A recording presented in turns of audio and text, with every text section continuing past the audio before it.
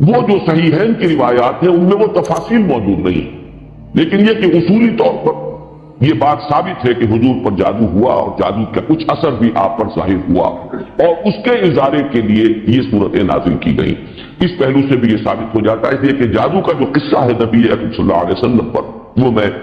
آپ کے سامنے اس وقت اجمالاً بیان کر دیتا ہوں۔ یہ ہماری تفسیروں میں بڑی تفصیل کے ساتھ موجود ہے، بلکہ مولانا مودودی نے تو تمام روایات کو جمع کر کے اس کا ایک پورا مربوط جو ہے تسلسل کے ساتھ پورا ایک واقعہ مرتب کر کے اپنی کتاب میں تفہیم میں درج کر دیا ہے۔ یہ واقعہ ہے صلح حدیبیہ کے بعد کا۔ صلح حدیبیہ کے بعد جیسا کہ آپ کو معلوم ہے کہ نبی اکرم صلی اللہ علیہ وسلم چونکہ مشرکین عرب کی طرف سے فارغ ہو گئے اور یکسو ہو کر اب آپ نے یہود خیبر میں جو آباد تھے اور جو لوگ یہاں سے گئے تھے مدینے سے وہ بھی وہیں جا کر آباد ہو گئے تھے اور وہ اسلام کی مخالفت کا ایک بہت بڑا مرکز بن گئے، تو صلح حدیبیہ کے بعد آپ نے ادھر کا رخ کیا۔ یہ تو تاریخاً ثابت ہے، اور اس کے بعد خیبر فتح ہوا، لیکن معلوم ہوتا ہے کہ یہود کو، خیبر کے یہود کو پہلے سے اندازہ ہو گیا تھا کہ اب یہ رخ ہماری طرف ہوگا، اب یکسو ہو گئے محمد صلی اللہ علیہ وسلم، تو اپنی پوری طاقت کے ساتھ وہ ہمارے اوپر حملہ آور ہو سکتے ہیں۔ تو انہوں نے گویا کہ پیش بندی کے طور پر یہ کوشش کی کہ ان کا ایک وفد آیا مدینے میں، اور یہ لبید ابن عاصم ایک شخص تھا بنی زریق کا، جو انصار ہی کا ایک قبیلہ ہے بنی زریق، ان میں ایک شخص لبید ابن عاصم منافق تھا، یا یہ کہ کم سے کم یہودیوں کا حلیف تھا۔ انہوں نے آ کر یہود کے وفد نے ان سے کہا کہ ہم نے تو اپنا سا زور لگا لیا محمد کی مخالفت اور ان کا راستہ روکنے کے لیے صلی اللہ علیہ وسلم، ہم ناکام ہو چکے، تم کوئی آخری کوشش کرو، تم بہت بڑے جادوگر ہو، بہت ہی ماہر ساحر ہو، تو تم کوئی کوشش کرو اور سحر کرو محمد پر صلی اللہ علیہ وسلم۔ اور 3 اشرفیاں پیش کی۔ اشرفی اس زمانے میں ایک بڑی شے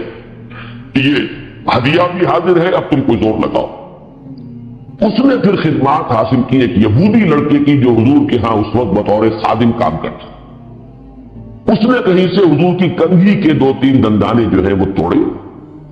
اور اس میں آپ کے روئے مبارک بھی تھے، جیسے کنگھی کے اندر آپ کو معلوم ہے بال جو ہے وہ کہیں اڑ جایا کرتے ہیں آخر میں،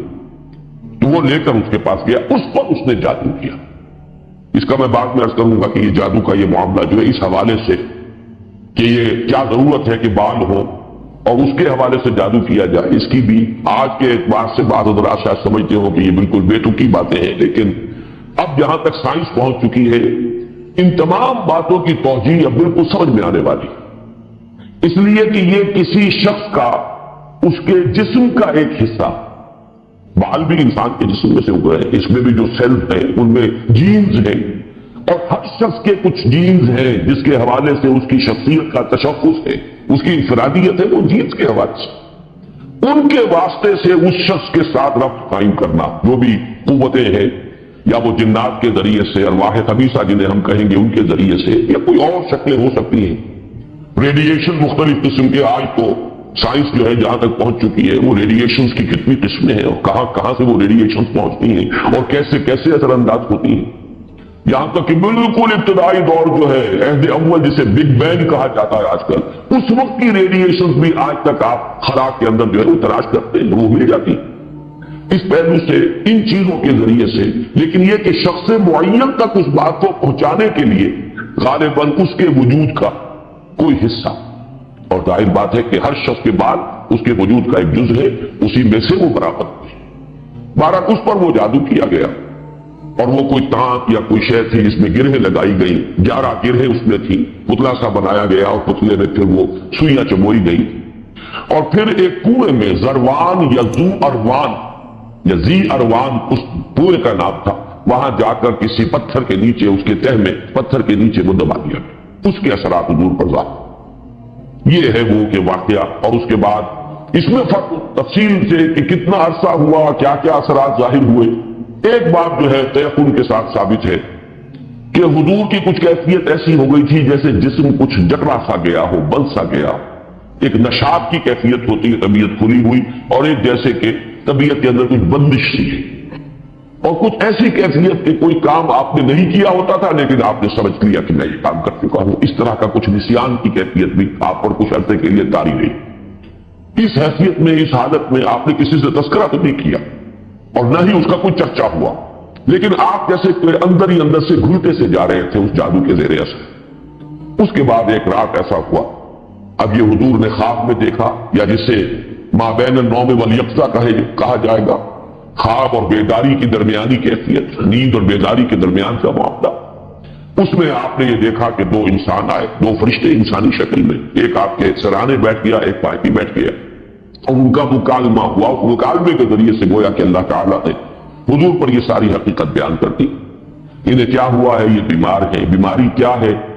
ان پر جادو کیا گیا ہے، جادو کس نے کیا ہے، نبی بن عاصم نے کیا، کس شہر میں کیا ہے، وہ ساری تفصیل، کہاں ہے وہ، وہاں دبا ہوا ہے۔ یہ حضور صلی اللہ علیہ وسلم کو جب یہ چیز بتا دی گئی تو اگلے دن پھر آپ نے صبح حضرت عائشہ سے بھی بتایا کہ یہ واقعہ اس طرح مجھے ہوا، اور میری جو تکلیف تھی اس کا مجھے اللہ تعالیٰ کی طرف سے علاج بتا دیا گیا۔ پھر آپ حضرت علی رضی اللہ تعالیٰ عنہ کو اور غالباً حضرت طلحہ کو، ان کو آپ نے بھیجا، کچھ اور لوگ بھی ساتھ ہو گئے، بنو زریق کے بھی کچھ لوگ ساتھ ہوئے، اور جا کر اس کنویں میں سے پھر وہ شے نکال دی گئی، اور حضور صلی اللہ علیہ وسلم بھی وہیں پر پہنچ گئے۔ پھر یہی 11 آیات، 11 گرہیں تھی جو اس میں لگی ہوئی تھی، اور آپ نے ہر گرہ پر ایک ایک آیت پڑھ کر ایک گرہ کو کھولا ہے، اور آپ کی طبیعت ایسے ہو گئی جیسے کہ وہ جو بندش سی ہو گئی تھی، جیسے کچھ جکڑ بند ہو اور اس کے بعد ایک دم جو ہے کیفیت جو ہے اس سے نجات مل جائے، نشاط کی طبیعت کیفیت پیدا ہو جائے۔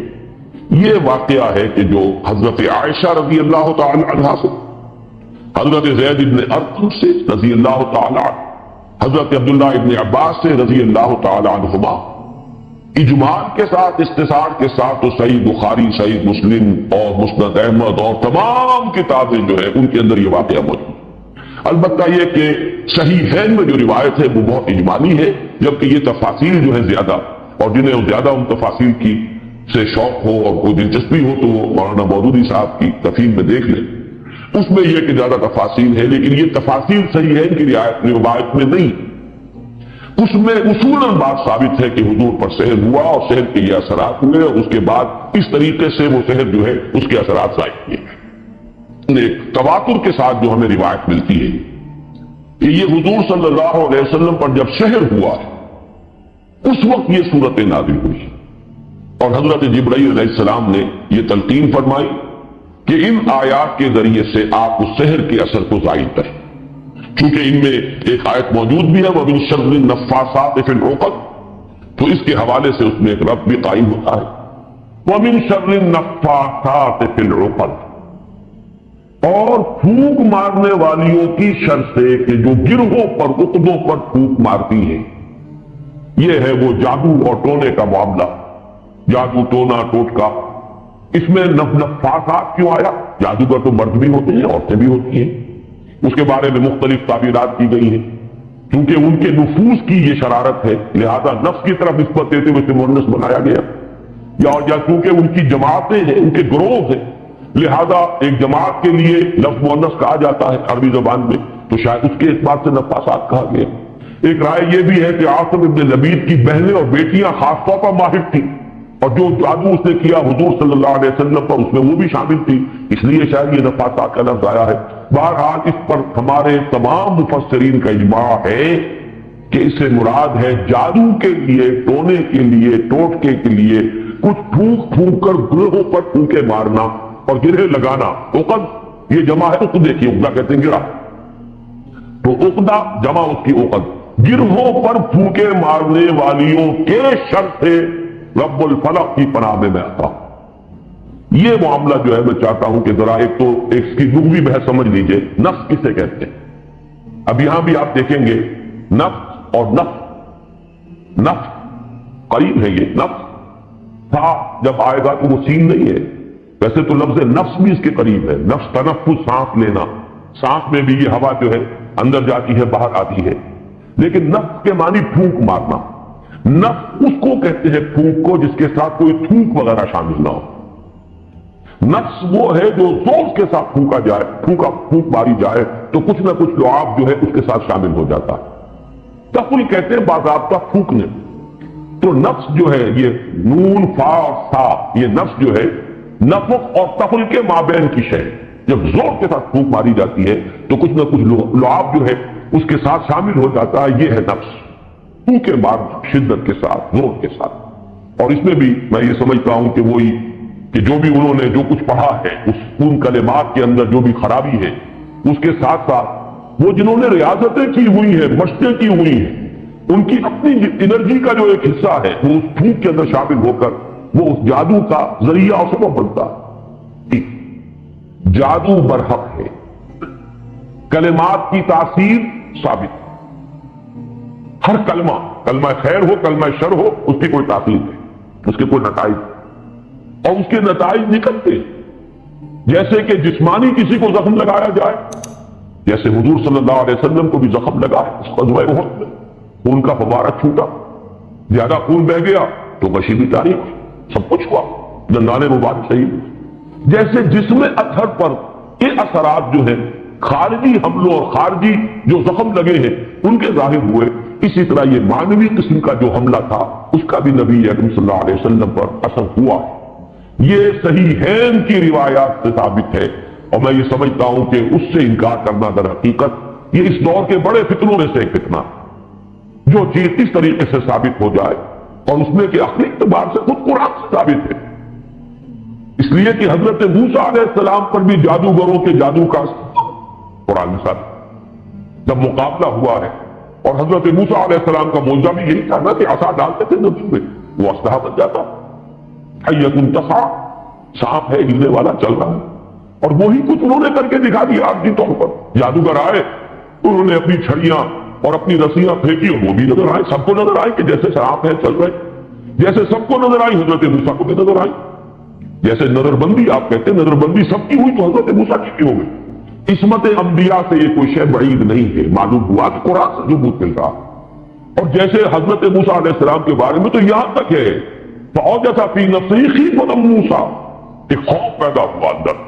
اور خوف جو ہے بالکل سمجھ میں آتا ہے، معقول بات ہے، منطقی بات ہے کہ فوراً یہ اثر ہوا ہوگا کہ یہ تو وہی کچھ انہوں نے کے دکھا دیا جو اللہ تعالیٰ نے مجھے عطا فرمایا تھا معجزہ۔ دیکھنے والوں کو تو وہی کچھ نظر آ گئے، فرق کیا ہوا؟ ڈگری کے فرق نہیں جائے گا، لیکن یہ کہ جب اللہ تعالیٰ نے فرمایا ہے موسیٰ لا تخف انک انت الاعلیٰ، گھبراؤ نہیں، تم ہی جیتو گے، تم ہی سربلند رہو گے، گھبراؤ نہیں، خوف محسوس نہ کرو، ذرا جو تمہارے ہاتھ میں اسے ڈالو تو صحیح، القِ ما فی یدک،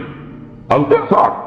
پھینکو۔ اور اب اس اسلحہ نے جو حضرت موسیٰ کے آساس سے بنا ختم کر دیا ان تمام سانپوں کو جو نظر آ رہے تھے، تو معلوم ہوا کہ یہ جادو تھا، اور یہ جادو نہیں کوئی اور شے۔ اور یہ بھی میں نے بار عرض کیا ہے کہ یہ بات، یہ حقیقت بھی منکشف انہی پر ہوئی جو جادوگر تھے۔ دوسرے والوں کو تو دیکھنے کو یہی پتا چلا ہوگا یہ بڑا جادوگر، یہ چھوٹے جادوگر، اور کیا بڑا جادوگر غالب آ گیا، چھوٹے جادوگر جو ہے نا ہار گئے۔ بڑے جادوگر کا نے جو جادو پیدا کیا اس نے ہڑپ کر لیا چھوٹے جادوگروں کے جادو کو، تو زیادہ سے زیادہ ان کے ذہن میں تو یہی بات آئے گی۔ لیکن جادوگر جانتے تھے یہ شے کچھ اور ہے، یہ جادو نہیں، اس لیے کہ ہر ماہر فن اپنے فن کی لیمیٹیشنز کو جانتا ہے۔ یہ تو اسٹیفن ہاکنگ سے پوچھئے کہ فزکس کی اس وقت کیا لمٹ ہے جس سے آگے فزکس نہیں جا سکتی۔ یہ کسی بھی بڑے سے بڑے ماہر سے پوچھئے کہ کیا ہماری لیمیٹیشنز ہے۔ بہت بڑا معالج آج آپ کو بتائے گا کہ فلاں بیماری کے ضمن میں یہ ہماری لیمیٹیشن، اس سے آگے نہیں جا سکتی۔ فرض کیجئے ایک دم کوئی اس سے 1000 گنا آگے کی کوئی بات آ جائے تو اسے معجزہ کہا جائے گا، یہ کوئی اور شے ہے۔ یہ انسانی علم اور سائنس کی ترقی کا معاملہ نہیں ہے۔ انسانی علم اور انسانی سائنسی ترقی جو ہے تو قدم آگے بڑھتی، اسٹیپ بائی اسٹیپ، اس طریقے سے چلانگے نہیں لگا۔ بات جب حضرت موسیٰ پر بھی وہی تاثر ہوا جو باقی لوگوں پر تھا تو قرآن سے ثابت، تو حضور صلی اللہ علیہ وسلم پر بھی یہ ہوا ہے۔ باقی مختلف لوگوں نے مختلف طریقے سے اس کی نفی کی ہے، مذاق اڑایا ہے،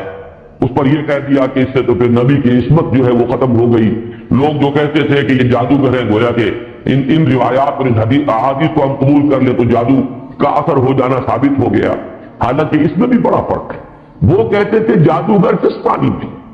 کہ یہ خود جادو کر رہا ہے، یہاں یہ کہ جادو کا اثر آپ پر ہوا ہے، اور وہ بھی اثر اس درجے میں نہیں ہوا کہ جس سے آپ کی عصمت مجروح ہو جائے اور غیر معتبر ہو جائے، اس لیے کہ اس کا کسی اور کو تو پتہ ہی نہیں تھا، گھر والوں کو بھی اندازہ نہیں ہوا، صرف حضور نے اس کیفیت کو محسوس کیا ہے، اور وہ بھی صرف دنیاوی معاملات۔ کسی نماز کے بارے میں یہ نہیں آیا کہ حضور نے نہ پڑھی ہو اور آپ کو یہ گمان ہو گیا ہو کہ میں پڑھ چکا ہوں، نہیں۔ البتہ یہ کہ تعلق ذر و شوق، میں اپنی فلاں اہلیہ کے ہاں ہو آیا ہوں لیکن آپ نہیں گئے، اس طرح کا کچھ معاملہ، انسانی معاملات خالص بشری تقاضوں کے ضمن میں بشری معمولات کے ضمن میں تو یہ اثر ہوا ہے کہ آپ نے کوئی کام نہیں کیا لیکن خیال یہ کیا کہ کر لیا. باقی یہ کہ جو کار نبوت ہے یہ ہے محفوظی. اللہ تعالیٰ نے اس جادو کے اثر سے بھی جو آپ کا فرض منصبی ہے، آپ کے نبوت و رسالت کے جو پہلو ہیں ان کو محفوظ رکھا ہے، اس زمانے میں بھی، اس دور میں بھی جبکہ آپ پر یہ جادو کا اثر ہے. بہرحال جادو برحق ہے، البتہ جادو کرنا کفر ہے.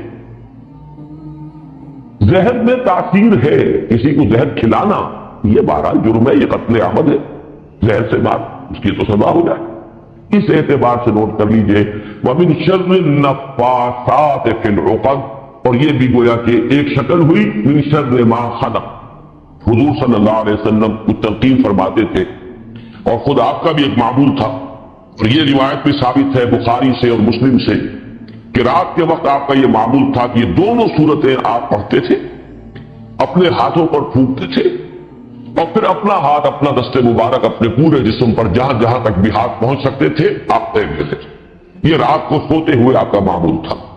یہاں تک کہ مرض وفات میں جب آپ پر نقاہت بہت زیادہ طاری ہو گئی تو ایسا بھی ہوتا رہا ہے کہ حضور صلی اللہ علیہ وسلم کے ہاتھ حضرت عائشہ نے اٹھائے، حضور نے اس پر پڑھا، پھونکا، اور پھر حضرت عائشہ نے حضور کے ہاتھ جو ہے آپ کے جسم کے اوپر پھیر دیے. بلکہ ایسا بھی ہوا کہ خود حضرت عائشہ رضی اللہ تعالیٰ عنہ نے اپنے ہاتھوں سے یہی عمل جو ہے جاری رکھا. تو یہ بھی اصل میں نبی اکرم صلی اللہ علیہ وسلم کا جو ایک خاص تعلق ان دو صورتوں کے ساتھ ہے، اس لیے کہ روایات سے یہ معلوم ہوتا ہے کہ ان کے نزول سے پہلے قرآن مجید میں بھی مختلف جگہوں پر جو ہے وہ استعاذے کا حکم موجود ہے. تو حضور سے بھی بہت سی دعائیں منقول جن میں آپ استعاذہ کرتے تھے، پناہ طلب کرتے تھے مختلف چیز. اعوذ باللہ اللہم انی اعوذ بک من العجز والکسل ومن البخل والشح، مختلف جو ہے حضور سے روایات آتی. ونعوذ باللہ من شرور انفسنا ومن سیئات اعمالنا. اب یہ تمام چیزیں جو حضور سے ثابت ہیں، لیکن جب یہ صورتیں نازل ہو گئی تو اس کے بعد حضور صلی اللہ علیہ وسلم نے گویا کہ تحفظ جو ہے اپنا اس کو خاص کر لیا ان دو صورتوں کے ساتھ. گویا کہ السلام علیکم ورحمۃ اللہ وبرکاتہ. اس طرح کی مزید انبیٹیبل ویڈیوز دیکھنے کے لیے ہمارے اس چینل ایٹرنل فیتھ کو سبسکرائب کریں. آپ کا شکریہ.